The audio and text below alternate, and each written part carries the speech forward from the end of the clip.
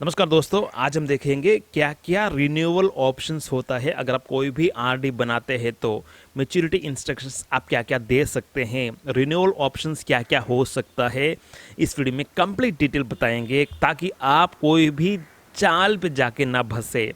क्योंकि अब देखिए कुछ कुछ केस पर इस तरह से हुआ है, आरडी बना तो लिया मगर मैच्योरिटी होते होते ही वो एफडी बन जाता है। वहाँ पर एफडी का लॉक इन पीरियड होता है या टैक्स सेविंग एफडी बन जाता है।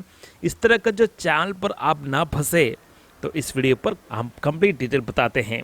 पहला ऑप्शन यही रहेगा रिन्यूअल का कि विड्रॉ कर लीजिए जो मैच्योरिटी होते समय। जब आप कोई भी आरडी बनाते हैं तो आरडी का जो मैच्योरिटी होते ही पहला है यहाँ पर विड्रॉवल ऑफ मैच्योरिटी अमाउंट। आप उस पैसे को आरडी का जो मैच्योरिटी विथ इंटरेस्ट विड्रॉ कर सकते हैं। आपका जो सेविंग्स अकाउंट पर क्रेडिट हो जाता है। यह है डिफ़ॉल्ट। कोई भी चेक ऑप्शंस आप ना चेक करें तो यहाँ पर यही ऑप्शन आता है। सतर्क रहे, पूरा का पूरा जो चेक ऑप्शन है उससे आप रीड करें।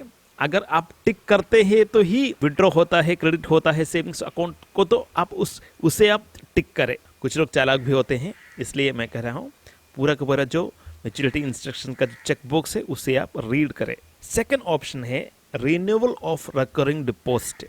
मतलब मैच्योरिटी डेट होते होते ही वही आरडी आप एक और टाइम के लिए एक और आरडी बन जाता है। आपका पैसा सेविंग्स अकाउंट से विड्रॉ हो रहा है तो उसी प्रकार से एक और टाइम के लिए रिन्यू हो जाएगा। यह है second option, renewal of recurring deposit. ये जो टर्म्स एंड कंडीशन को भी आपको रीड करना होगा ताकि जो पहला आरडी बना है वो जो मैच्योरिटी अमाउंट है उसके साथ क्या क्या हो सकता है, वो जो टर्म्स एंड कंडीशन भी उसका जो मैच्योरिटी इंस्ट्रक्शन है उसे भी आप रीड करिएगा। ये जो रिन्यूअल पॉलिसी है इसके अंदर ऑटो रिन्यूअल अगर रखा गया है, ऑटो रिन्यूअल, तो आपका बिना पूछे ही रिन्यू हो जाएगा। मैच्योरिटी होते होते ही ऑटोमेटिकली आपका जो करंट आरडी है उसी हिसाब से एक और आरडी बन जाता है। तीसरा ऑप्शन आप देख लीजिए, एक्सटेंशन ऑफ टेन्योर। मतलब अभी का जो आरडी है, मानिए 5 साल का था, उसे आप 10 साल तक एक्सटेंड कर सकते हैं।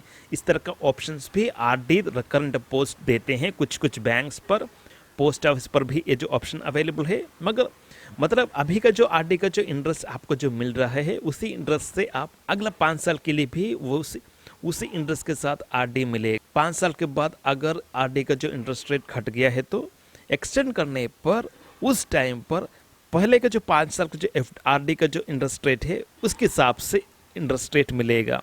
अगला ऑप्शन है convert to fixed deposit. Fixed deposit के लिए कन्वर्ट करें रिन्यूअल होते होते ही। मतलब जो आरडी बना है मैच्योरिटी टाइम पर उसका इंटरेस्ट के साथ जो पैसा मिला है उसे एक नया एफडी बना दे, फिक्स्ड डिपॉजिट बना दे। अब ये जो एफडी बना है अगर उस पर लॉक इन पीरियड है तो उतना टाइम के लिए आप वो जो नया एफडी को ब्रेक भी नहीं कर सकते। इसलिए ये जो ऑप्शन बहुत ही समझदारी से ही सेलेक्ट कीजिएगा। आरडी मैच्योरिटी होने के बाद अगर आपको पैसा चाहिए तो अगर एफडी पर लॉक इन पीरियड है तो वो जो पैसा आपको नहीं मिलेगा। लॉक इन पीरियड के बाद ही वो जो पैसा को आप ब्रेक कर सकते हैं। अच्छा है अगर आप एफडी के लिए कन्वर्ट करते हैं तो पैसा सेफ होगा। जो आरडी है उस पर इंटरेस्ट आया तो है, और वो जो पैसा को एफडी बनाते हैं तो एफडी का जो इंटरेस्ट रेट है उसके हिसाब से जो टेन्योर के बाद इंटरेस्ट क्रेडिट होगा। तो कन्वर्शन टू फिक्स्ड डिपॉजिट भी एक बढ़िया ऑप्शन है। अगला ऑप्शन है री इन्वेस्टमेंट ऑफ इंटरेस्ट एंड। जो को भी आरडी पर जो इंटरेस्ट मिलता है, अगर ये जो ऑप्शन टिक करने से री इन्वेस्टमेंट ऑफ इंटरेस्ट अर्निंग, अब वो जो इंटरेस्ट सिर्फ इंटरेस्ट को एक और आरडी बनाते हैं तो वहाँ पर कॉम्पाउंडिंग होते रहता है। सिर्फ उस इंटरेस्ट का सेपरेटली कॉम्पाउंडिंग होता है। अगर कोई भी बैंक प्रोवाइड करता है एसआईपी का ऑप्शन तो वो बढ़िया ऑप्शन है।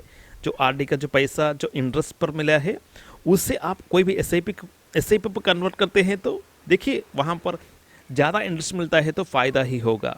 कॉम्पाउंडिंग यहाँ पर फ़ायदा में आता है। अगला जो ऑप्शन आप देख लीजिए, opening a new recurring deposit. जो मैच्योरिटी अमाउंट मिला है रिकरिंग डिपॉजिट का, उस पैसे को लेकर एक नया आरडी बना ले। फॉर एग्जाम्पल आपको 1 लाख मिल चुका है आरडी से।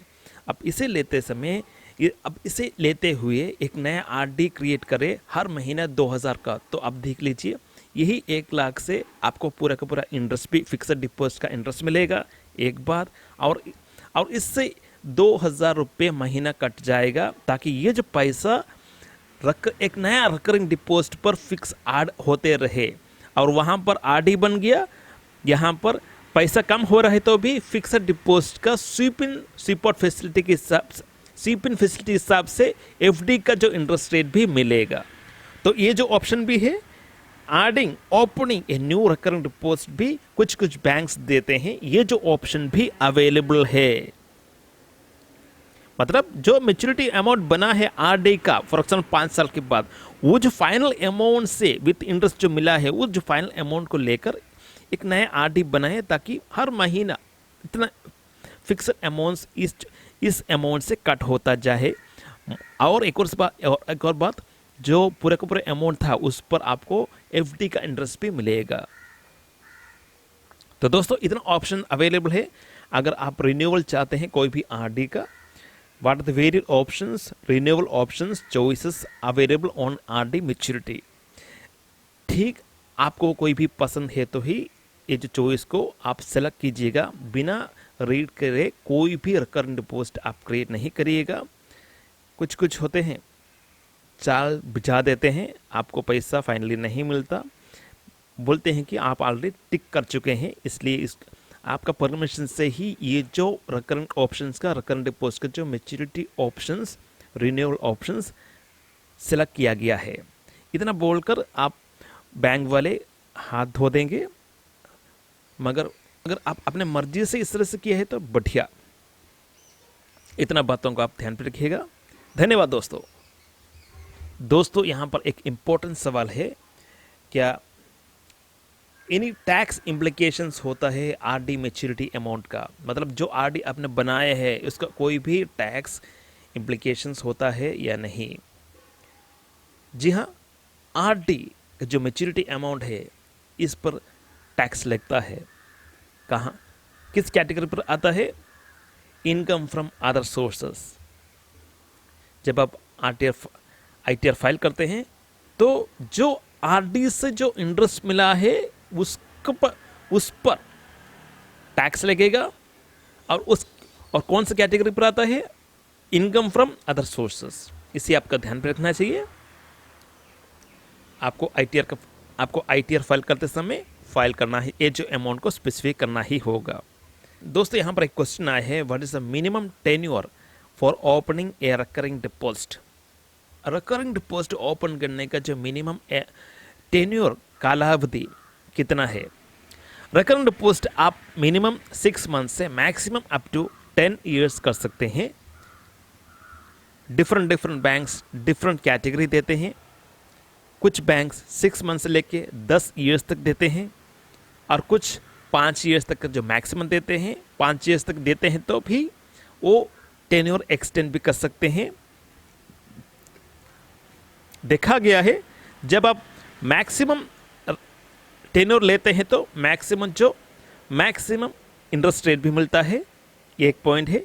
अलग अलग टेन्योर के लिए अलग अलग इंटरेस्ट रेट होता है।